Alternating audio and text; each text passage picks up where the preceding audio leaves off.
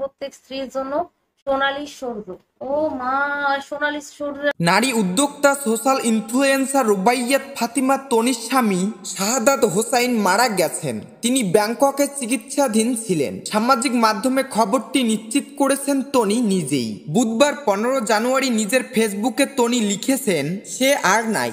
Bangkok সময় রাত 3টা 3 মিনিটে আমাকে সারা জীবনের মতো একা করে চলে গেছে। মাস কয়েক আগে গুরুতর অসুস্থ হন তনির স্বামী। অবস্থা অবনতির দিকে গেলে ব্যাংককে নেওয়া হয় তাকে। সে খবর নিজের ফেসবুকে জানিয়ে তনি লিখেছিলেন, জীবনের সবথেকে কঠিন সময় পার করছি। আমি কোনোভাবেই তাকে হারাতে চাই না। সবার কাছে দোয়া চেয়ে তনি শেষে লিখেছিলেন, সবাই দোয়া করবেন আমার ছেলের জন্য হলেও আল্লাহ যেন তাকে বাঁচিয়ে রাখে। কিন্তু শেষ রক্ষা হলো না। চিরতরে চলে গেলেন এ সোশ্যাল ইনফ্লুয়েন্সারের স্বামী।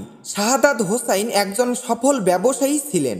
যদিও দুজনের বয়সের ব্যবধান নিয়ে সামাজিক যোগাযোগ মাধ্যমে কটাক্ষের মুখে পড়েছিলেন এই নারী উদ্যোক্তা।